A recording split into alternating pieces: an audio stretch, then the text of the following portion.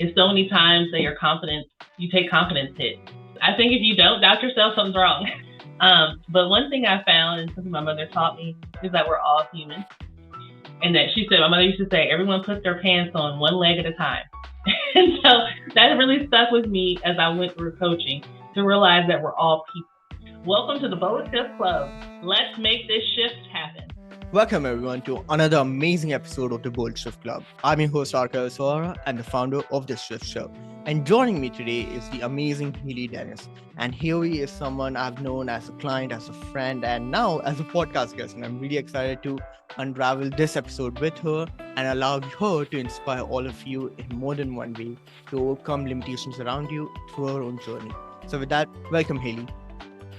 Hi, Arcui. Thank you so much for having me today. I'm so excited to be here and to have a great discussion with you. So thank you so much for having me. Yeah, but I would love for you to be able to introduce yourself and tell everyone everything about you. Yes. So again, my name is Hayley Dennis, and I'm an executive leadership and career coach. And I absolutely love coaching. It's I could do this for free, I would.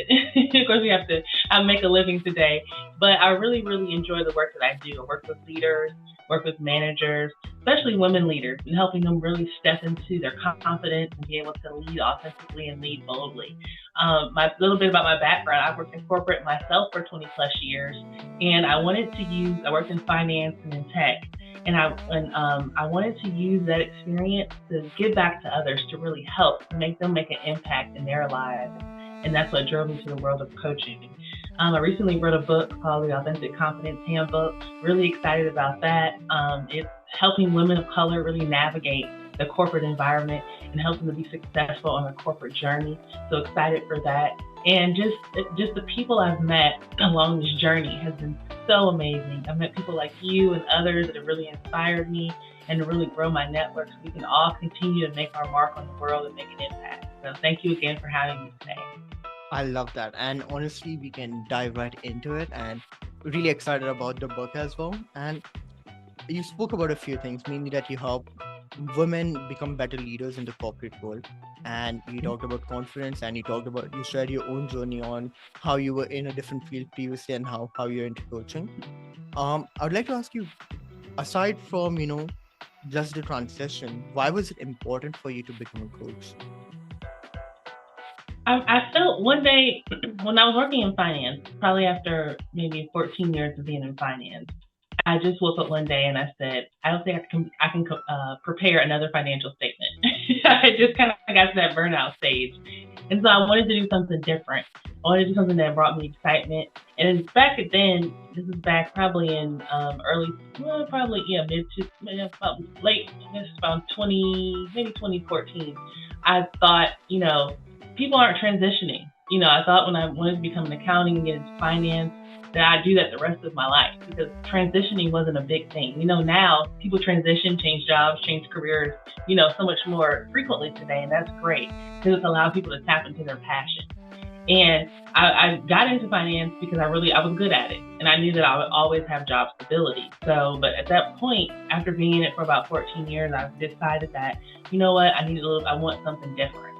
And that led me to the world of tech. And I didn't intentionally get into tech. It was totally by accident. I went on a job interview, and it was for a financial analyst role. And so when I was speaking with the hiring manager, they were telling me all the things I would be doing, and they were talking about SQL and coding and database and all that stuff. And I'm thinking, I have no idea what an SQL is, what it means, how to code, any of that stuff.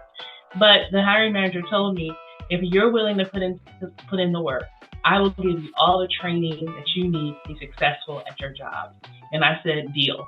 And then I was in tech for the last 8 years, and I really loved it. But around that time, though, I started feeling something else. I started feeling that I wanted to be able, again, to make a greater impact on people's lives.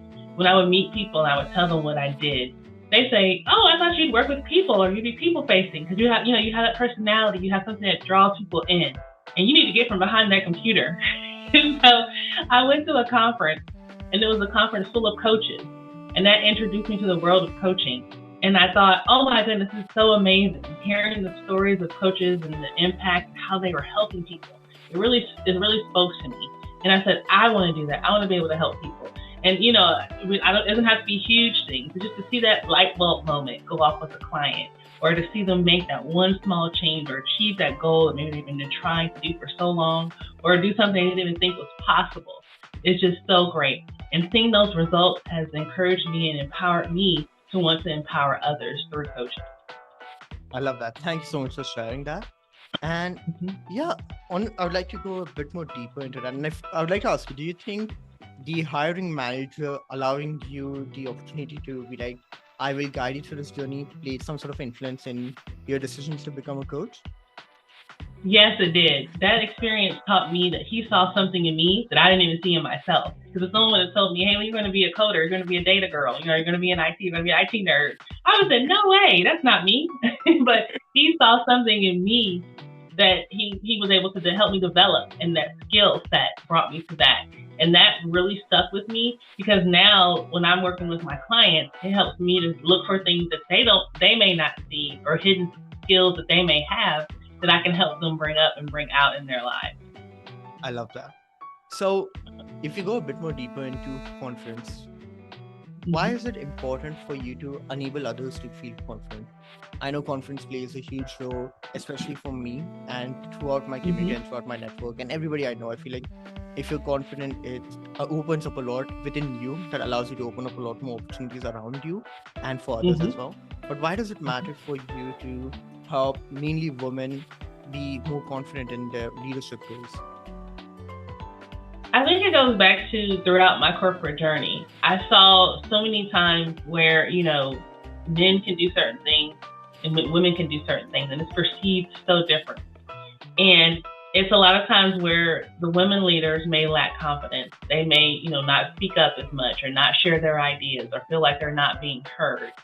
And that, again, causes them to kind of shy away or go into the corner. I experienced that myself. I would sometimes be in need, especially working in the tech world, where it's definitely male dominated. Most times I was the only woman on my team. And so in those situations, I would sometimes shy back or hold back from speaking up, or from sharing my opinion. And I think, they're not going to listen to me. But over time, I started believing in myself more. I started saying, you know what? I know as much as they do. I remember one time I saw a guy Google something. And so I'm like, he's Googling. If he can Google, I can Google, So that gave me confidence to say, I can do that too. So if nobody knows everything, right? And so just the same way for myself, telling myself, I don't know everything, but I can learn as much as I can. And that confidence to go further. And I think a lot of times there's like a saying that, a man may see a job application and he may have 2 qualifications and he still applies. A woman may see a job application. She may have 10 of the qualifications that are needed and she may be missing 2, but she won't apply because she doesn't have all 12, So again, boosting that confidence, confidence plays such a big role in helping us step outside of our comfort zone and try new things and be uncomfortable. Just this whole entrepreneurial journey, as we talk about among ourselves, being entrepreneurs, having a business, all that's uncomfortable. It's not something that comes easy. But because of our confidence, maybe in our skills and our abilities, in our networks and all those things build us up to help us to try new things and to keep going. And that's what confidence, especially in women leaders, it helps them to lead with confidence, to sometimes take on challenges that they may not have always wanted to take on or didn't believe they could take on. But it helps them to try new things and to step and lead with confidence. That is really inspiring, mainly because of what you said, that not everybody knows everything. And even if you expect them to, it's okay for them to learn at any time or forget things and, just use Google and just look into things like, oh, what is that? Just, reassure. Like I've been there, sometimes I'm just like, I type out something, like I'm dyslexic. So sometimes I type out something and then I just copy the whole thing and I Google it to just make sure the spellings are right.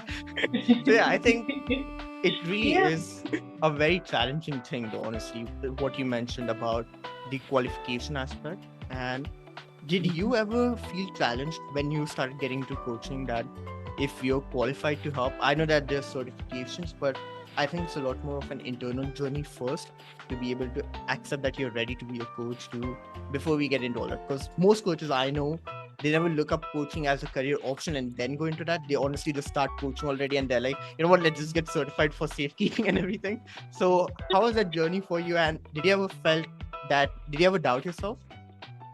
Yes, I think if you don't doubt yourself, something's wrong.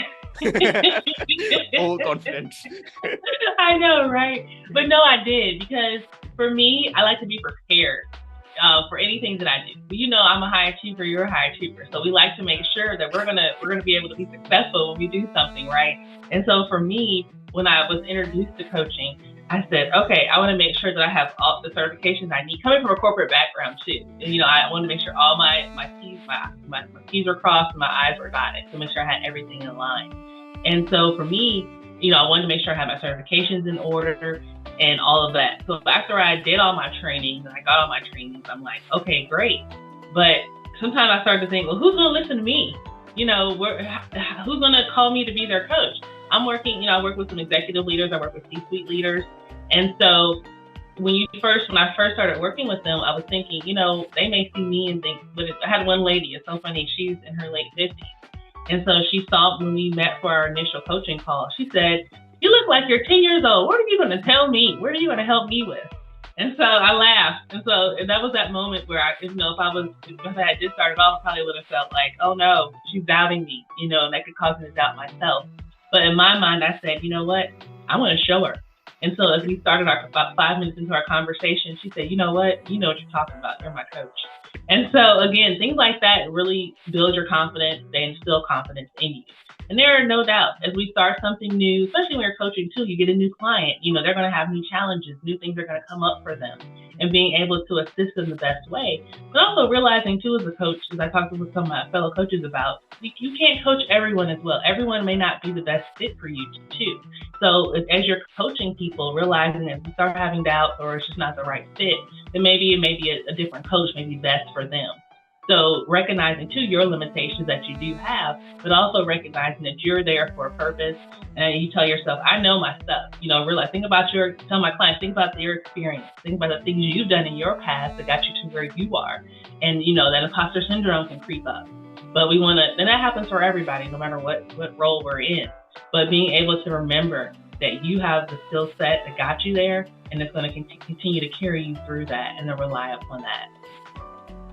You know, that's really inspiring, and I love what you shared in terms of that you're not going to be everybody's coach. And honestly feel that myself, I'm not a coach, but as a strategist, and I mean, I'm more into a mentorship role where I can't, call myself a coach, because coaches are supposed to let the client or the individual who's joining them be able to overcome things on their own, whereas a mentor can literally go ahead and offer things right away. And but honestly, I feel that sometimes too, when some people sign up with me and they're much more older than me. And for me, obviously, like most of the people I coach are much more older than me and everything. But people join me sometimes and I'm just like, can I really help them? Do they really have challenges going on? And I feel that with my other clients as well. But, once we start to have that conversation, once we're letting ourselves be able to listen, I think listening to ourselves and to others around us plays a huge role, because we can't go in with assumptions ever. If you go in with assumptions, we are just blocking out everything else that's coming forward, and we're in a tunnel vision.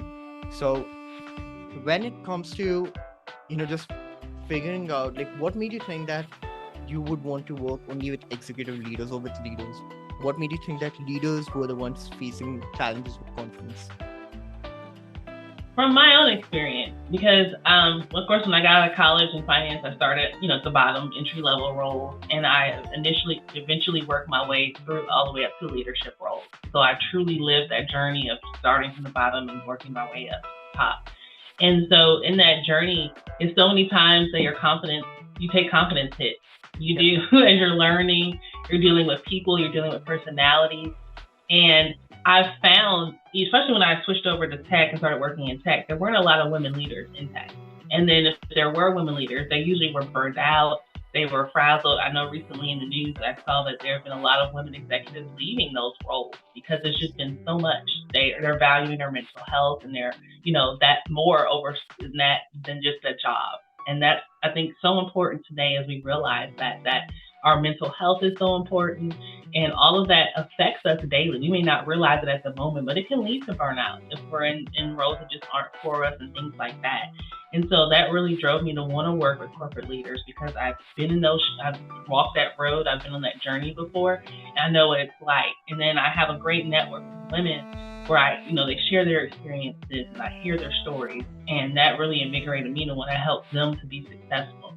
And when I started seeing just the smallest little bit of impact when I first started coaching, that I was able to help different leaders with their challenges, it just really inspired me to want to do more and help them with that journey. Because there aren't a lot of people, especially women of color, they don't have coaches, they don't have people that have walked in their shoes before them that look like them and can help them. So that makes me unique in that own area that I've been in those shoes, I've walked those paths, and I can help them with on their journey. And I'm sure you see that too with the clients you work with. You mentioned mentorship, and that helps. What has helped you, I guess, to build your confidence being a mentor? Well, for me personally, when it comes to being a mentor, it was the fact that I was able to first accept what I was doing works, but I wasn't trying to force my thing. I feel like, especially in the creative field or in the business field, a lot of people go with the mentality that if it worked for me, it will work for you. And that means you should say no to everything else. Someone would go ahead and be like, this is the sales process you should have. This is the sales process you should have. And everything else sucks and everything. I feel like the thing that helped me was to be a good mentor was that I was able to really put myself in the shoes of the person who's coming to me and understand those things. And I've always been someone who's never been an order taker, but someone who likes to listen to things a lot more deeply, get into the emotional aspect. And honestly, it's been mainly my confidence came through my personal life, where I was able to overcome my own personal challenges as someone who belongs to the neurodivergent community and more, and who has just always been able to connect with people in a different way. But also it was my own journey when I was able to embrace myself and accept who I was. Like I have an enough amount of confidence and pride in myself where it's cocky in a good way. So it's not arrogant, but just cocky in a good way. So I can literally just be like, I am Arcui, and that in a way inspires me to be like, yeah, I can take care of things, But it's because of my own personal journey that I've been able to carry that forward in my professional journey as well. And it's the relationships I've had with the people, with my partners, that has allowed me to be able to understand myself better, which allows me to understand other people better. I love that. Okay, that is so true. When we begin to understand ourselves Yeah. better, then we can really help others. So I absolutely love that. That's great. Thank you. And I feel like you shined a light on something very important when you were talking about leadership, which is that most people, when they look at leaders, they feel like, yes, they must have all the things figured out, hence they are leaders. But they forget the fact that because they're leaders, they are also open to a lot of change, a lot of shifts, and they need to be able to pivot when needed. And they have to work with a lot more people. They're not just leading themselves, but they're leading a lot of people around them. So they're not just managing, but they're leading people. And so a lot of stress does come. But most people, they look at leaders and they're like, oh, we can't sell them. They have it all figured out. Why would a founder want to listen to me? I need to get in touch with someone low. But I feel like there's a lot more challenges there that goes untapped. It is true, because I even used to be that way when I first started working in corporate. I'm like, oh, these leaders, they have everything together. They're managing their teams, they're managing their work, they're leading it. Then you kind of like peel the curtain or look behind the curtain, and it's turmoil. It's like the food's burning on the stove. The fire alarm's going off. All these things are happening. You're right, especially today, because everything is so fast paced. Changes are happening constantly within the environment. I think back to just, with the COVID twist and how, everyone had to pivot so quickly and working from home, and what was that going to look like and all of that. So, and the leaders had to take the reins on that and lead that for their teams. The teams were, apprehensive or scared, not knowing what's going to happen. And so even that period was very, very crucial time for leaders to step up and to be able to lead with confidence, even though they may not have known what was going on, or that they were scared too. And that's another thing with leadership is that when other people are looking to you for guidance, and sometimes you may not have all the answers, but just reassuring. I know that's something I coach my clients a lot about being transparent and just being honest with people and letting them know what's going on. Can just alleviate a lot of stress sometimes, and that can help. And even for themselves, having good outlets for them to be able to de-stress, take some time for themselves. Sometimes as leaders, we always see them, they're always on. And so I encourage my leaders, take time for yourself, take time off to really be able to declutter, to be able to just step away and unplug so that you can refresh yourself, and then in turn be able to refresh and help your team and your company continue to grow. I love that. And if you wouldn't mind, can you go a bit more in terms of the reassuring factors and everything that you just mentioned? Like, can you tell me how that works? So why is it needed? Like, if in a Mhm. brief moment and everything, if you could.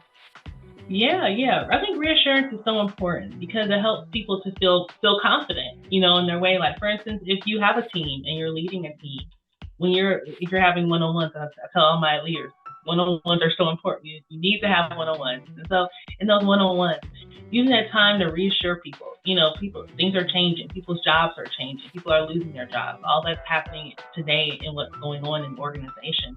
And so, again, you may not know what's going to happen tomorrow, but letting people know, praise and appreciation, those go a long way when you're a leader, of letting your team know you appreciate them. They're showing up. A lot of people sometimes may view things as, oh, that's their job, or I'm doing what I'm supposed to be doing, which is great. But let them know you see them because we all want to be seen and heard. That's so important for us. So acknowledging that with them, letting them know I see you.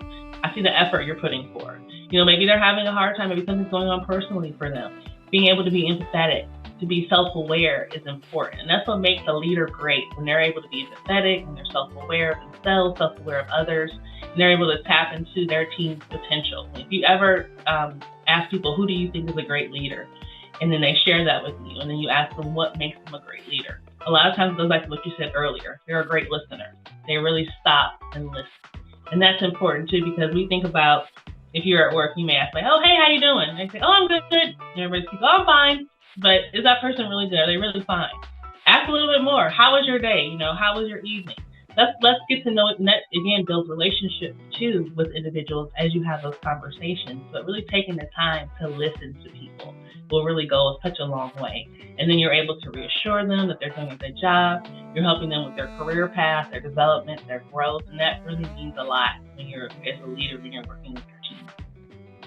Honestly, this is going to be an amazing conversation because in my head, I'm like already picking up next thing to ask, next thing to ask. So one thing that you said, which is that in terms of, just leaders and just reassuring them, that was really inspiring. And so I want to ask you, like, you worked with leaders. So when did you stop feeling that you're the new kid on the block?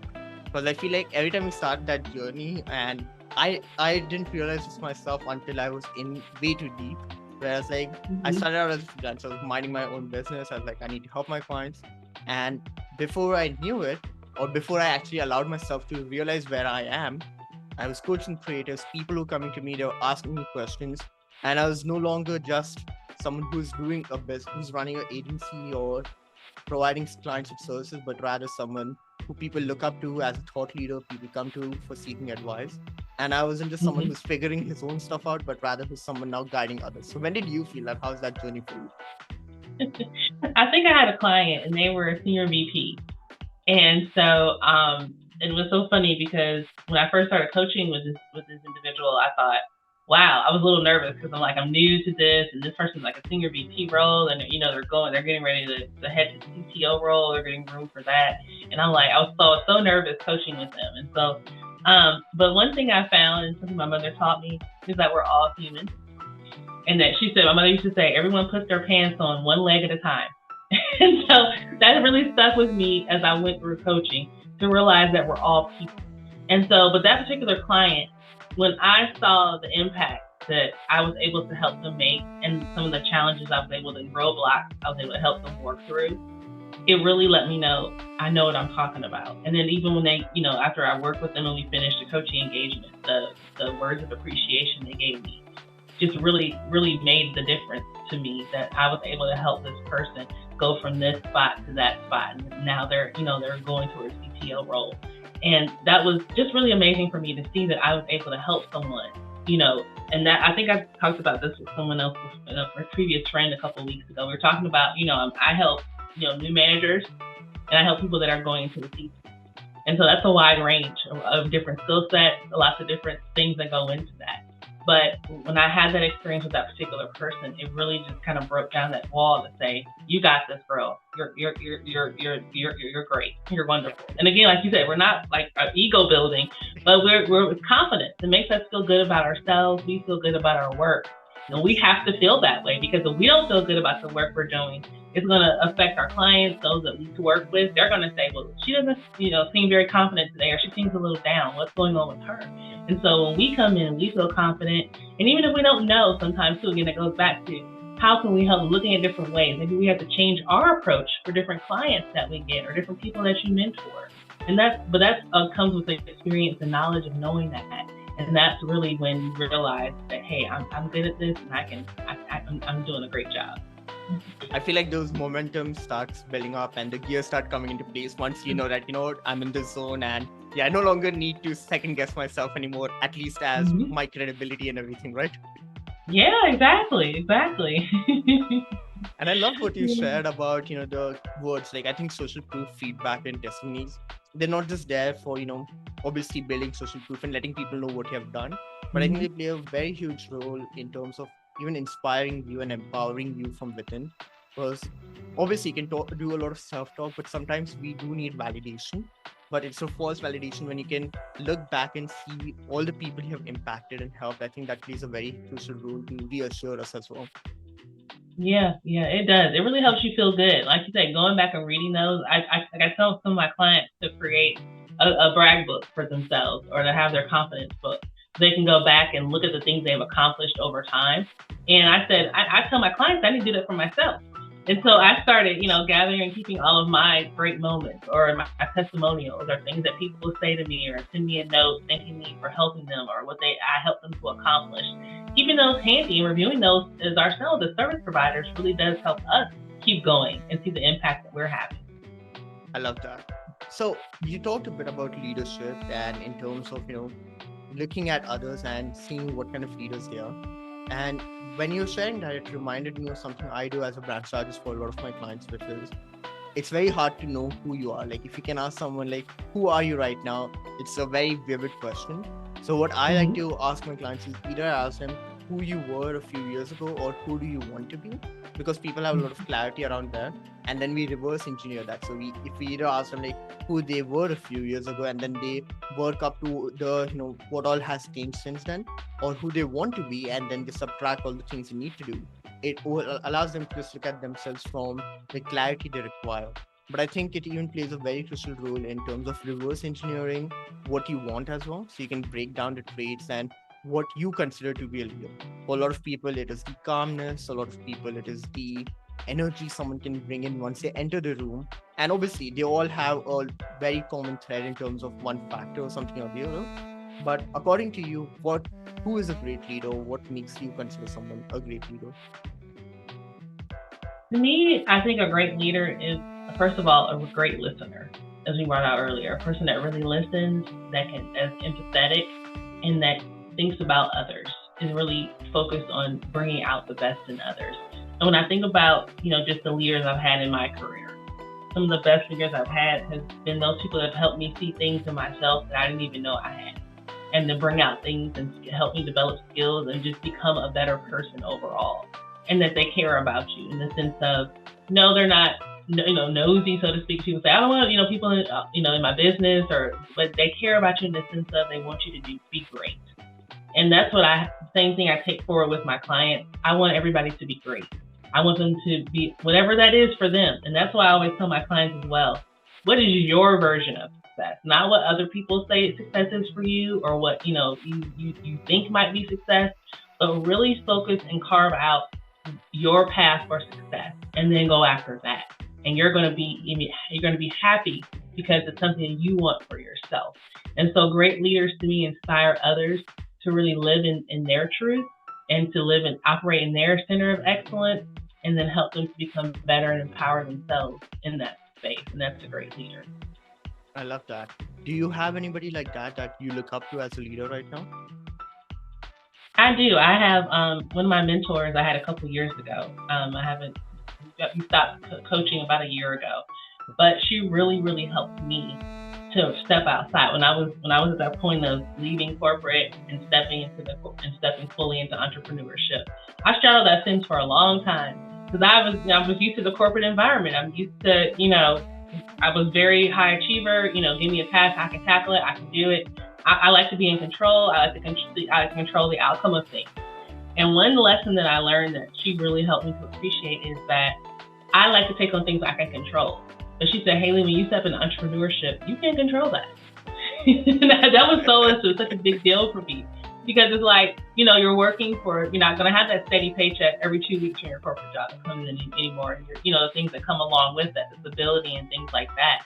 But realizing that it's okay not to be in control. It's okay to try new things. It's okay to step outside of it. And it's okay to fail sometimes. Because as entrepreneurs, everything that we touch and everything that we do isn't always going to be successful. We may want it to be, but maybe there's a different plan or a different outcome for us. But learning to be okay with that. And that's what she taught me as a leader, is being able to let go of that control sometimes and seeing what else is out there and what other opportunities are available for you.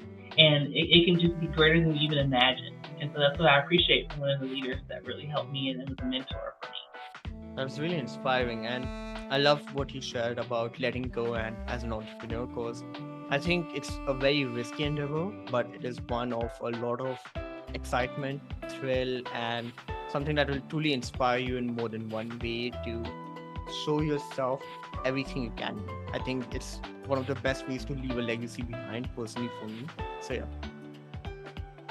I love it. And it is leaving that legacy behind. I love that. So when we look back years from now, we'll have made our mark on the world. Yes. So when you start coaching, what was one of the biggest challenges you faced when it comes to your business, or as someone who's trying to work with clients? I think one of my biggest challenges when I first started coaching is I wanted to coach everybody. So it's like I always would meet a person and I'd be thinking, oh, how can I help them? What can I help them with? And so there's a big conversation that goes around about niche coaching and finding your niche and all of that. And I kind of went back and forth around that area. And it really helped me. I did narrow down. Again, like now my focus, of course, I still coach all leaders, but many of my clients are women leaders. And I think for me, realizing what was my area of specialty, or what was my area of genius. And that really is speaking with women leaders. And even when I would open up my book and try, accept different clients or new clients, I still kept going back to women leaders. I would coach with a woman leader, and then she would say, Hayley, you need to be coaching women. You need to be helping women. That's your calling. And so after a while, so many people told me that. That's what even helped me or led me to writing my book, to be my client. My book is dedicated to my clients because they told me, Hayley, you need to write this stuff down. So if they can't coach with you, they can at least read the book and they can at least get those nuggets from that book. And so that was, I think, one of the biggest challenges. And I hear other coaches share that with me too, is that you want to help everybody. But again, realizing who am I specifically geared toward? Who can I really, really have an impact with? And once I realized that, things kind of took off, and I was operating more in my area of genius and operating more so with those that I could immediately have an impact with. That's really inspiring. So I feel like, I would always consider there's something we want to have as a vision, something we'd like to leave after, or like for me, vision is something you can never achieve. It's something we're working towards through multiple missions. So what is your vision as a coach, and just, overall personally to you? And according to you, what would be something that, if you ever experience from a client or from someone else, someone saying something in terms of testimony or anything like that, what would be something that would make you feel like I've gotten closer to it more than ever before? Mm-hmm. I love that question, Arcui. I felt the same way, because I felt like a vision is constantly changing, right? For me anyway. And so I felt like sometimes if I say, this is my vision and this is what I have to be, we may take the example, maybe revenue for your business. People might say, I want to have this much revenue this year, or this much revenue this quarter, or this is what I have to have, and that's their vision. I've learned to look at it a little bit differently. For me, my vision is the impact that I continue to have on my clients. And that's my vision. So I don't necessarily relate it to numbers. And I know I'm a data girl, so you have to have some numbers and some data. But I really, when I hear a client share with me what an impact had on them. I just had a client, she got an amazing job promotion. And of course, she told me how much I helped her. And I'm like, it's all you. And she was like, no, you were there too. You went along on the journey with me. And so realizing that, and I stopped and looked back at our journey together. We've been coaching for over a year together. And that really helped me, like that vision of seeing her step into her success or to get her journey just really fills me up. So if I was to create a vision board, for myself, all of that is know your why, choose your why, know your impact. All those things to me make up my vision of me seeing the impact and empowering others is truly my vision for myself. And what would be one thing if any of your clients ever tell you and you'd feel like, you know what, this is why I was doing this? So I would have to say, when I hear my clients do their confidence statement, when they tell me this is where I was when we started coaching, and this is where I am now, and I've stepped into my confidence, I've embraced it. Because I have a lot of clients that, they get promotions, they get jobs after working with me, and they say, you know what, I didn't even realize this, or I didn't think I could do this. I had one client where she started off in a field and she just didn't think that was the field for her. People that looked like her couldn't succeed in that field.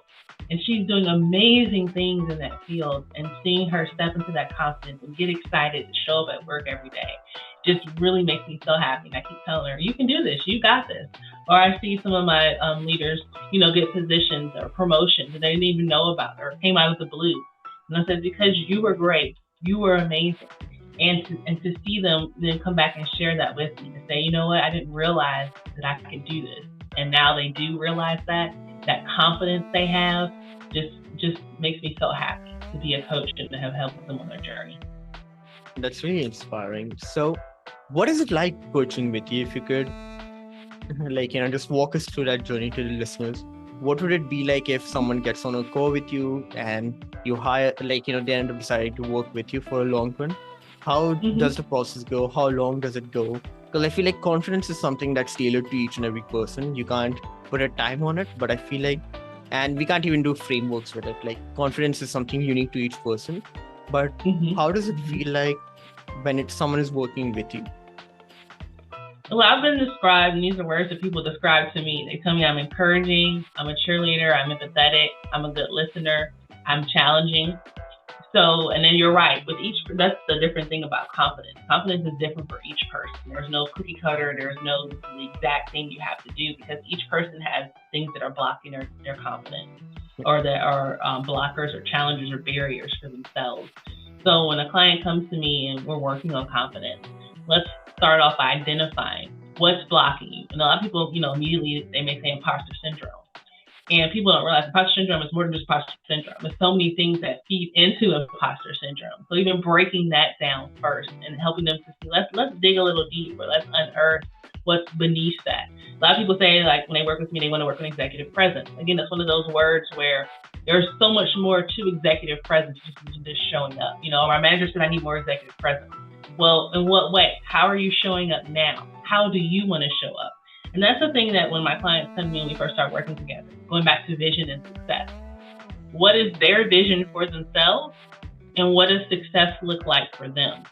I want them to tell me that. I can't tell them that. They have to figure that out. And so sometimes some clients say, we first start, I don't know. I really don't know.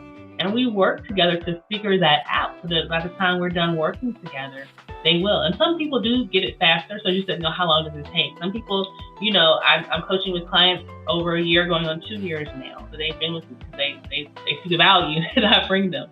Some people coach for a couple of months, some people coach for 6 months. So it again depends on their specific situation. And then again, how fast, how devoted are they to putting in that work? Because I can't do it for them. And that's one thing I always tell my clients. I'm here to support and I'm here to help you. But I'm going to do everything I can. I'm going to challenge you. I'm going to hold you accountable.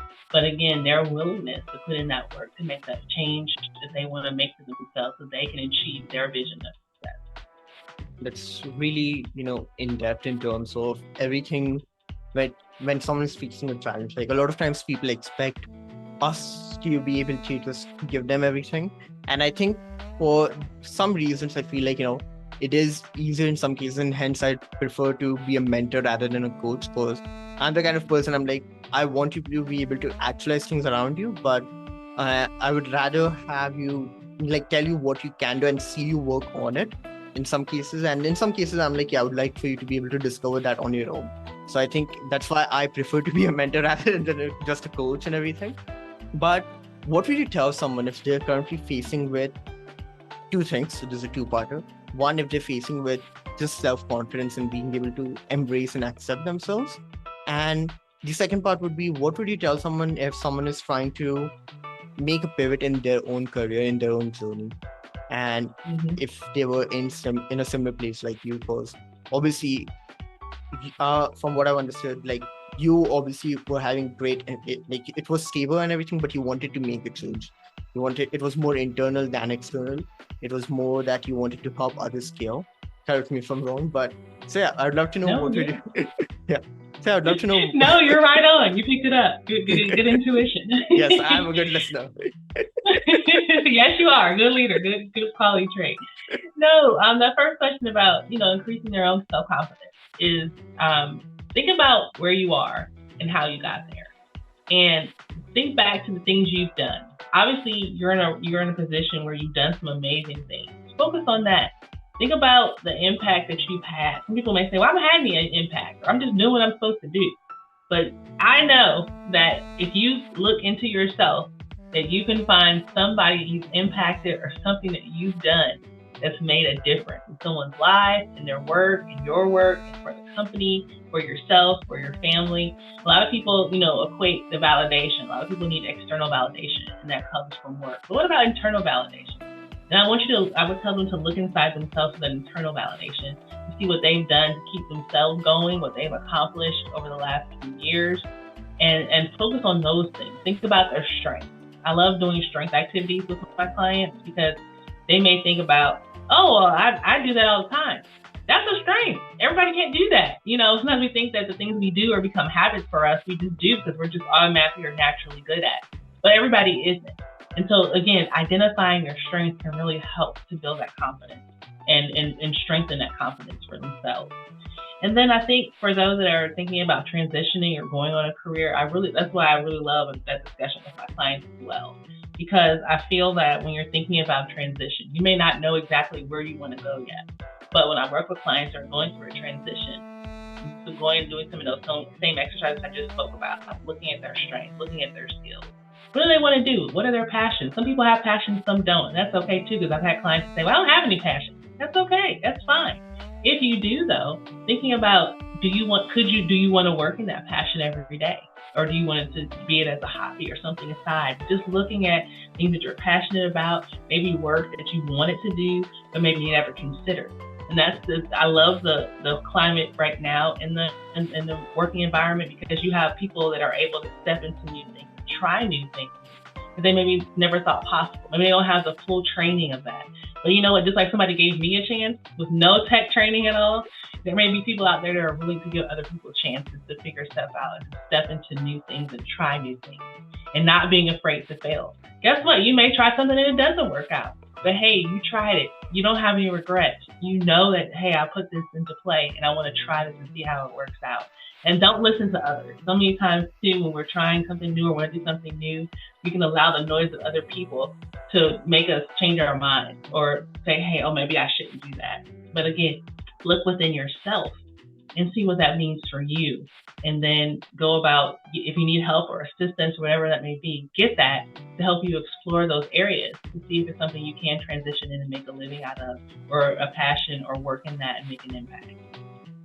You just reminded me of two of my quotes. So I have two things. One is no more regrets for the choices I make, because I feel like I'd rather be sad that I'd rather be sad that it didn't work out rather than be like, oh, maybe what would have happened if I did that?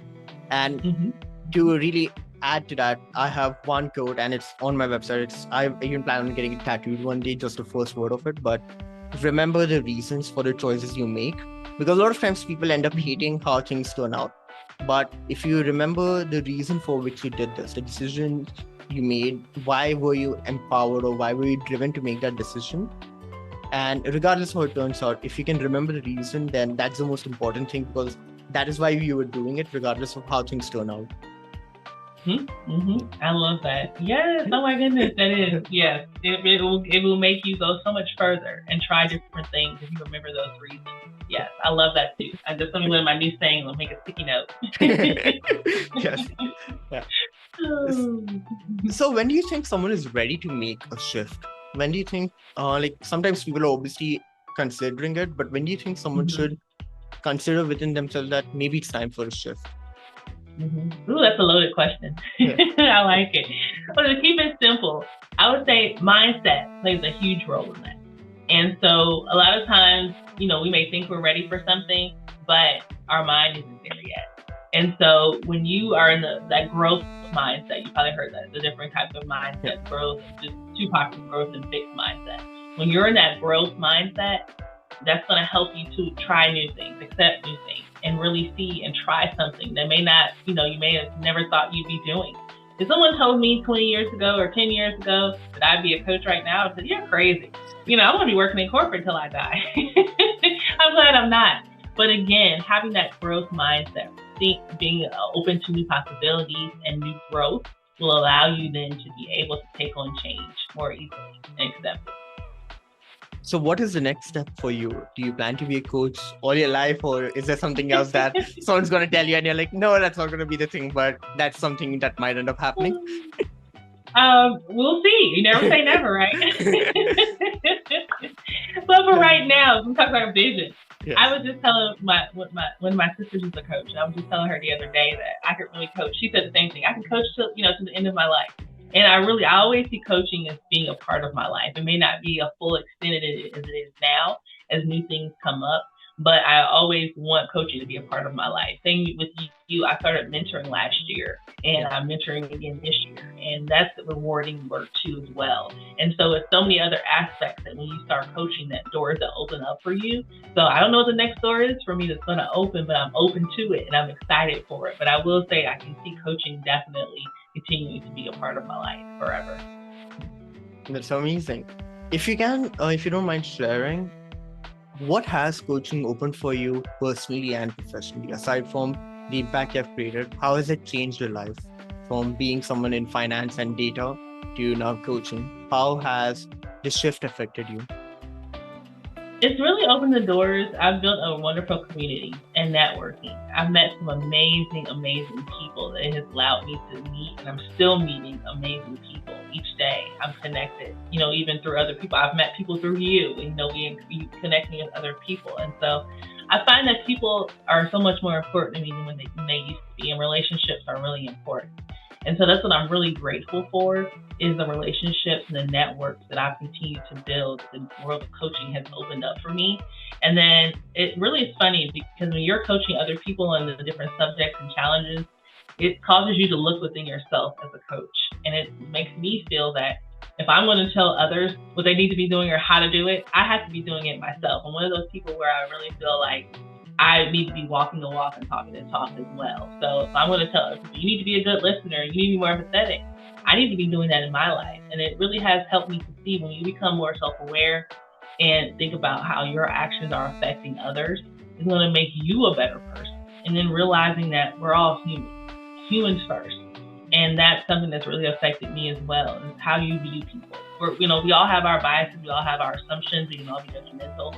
All those things come up because we're all people, and we have eyes to things, to see things. But it's helped me to really personally take a step back and think about where a person is coming from before assuming something about them, and really pausing to understand where they're coming from before making assumptions. That's amazing. And how has coaching changed your life personally? I'm so happy, Arcui. I really am. I'm happy that I get to do this every day. I get to, coach with individuals. I get to facilitate trainings for companies and for groups of managers and leaders. And it just brings me a personal satisfaction of being happy. Because there have been times where, you don't want to get out of bed to go to work. You just dread that Monday morning. I don't want to have to go to work. I'm so excited to get up every day personally to do what I do. And it makes me happy and just brings joy to all aspects of my life. That's amazing. Is there a particular challenge you're facing right now in your journey? I think right now I'm in the expansion.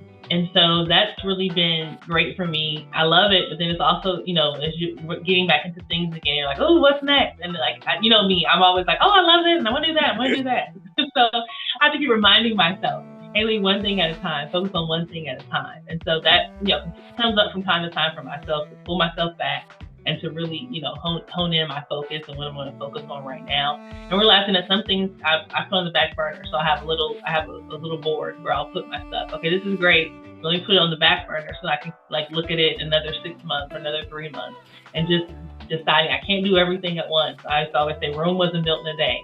So to recognize my own limitations too, because I tell my clients, no burnout, you need self-care and all that stuff. So I have to practice that for myself too. We have to keep telling ourselves that and reminding ourselves of that as well.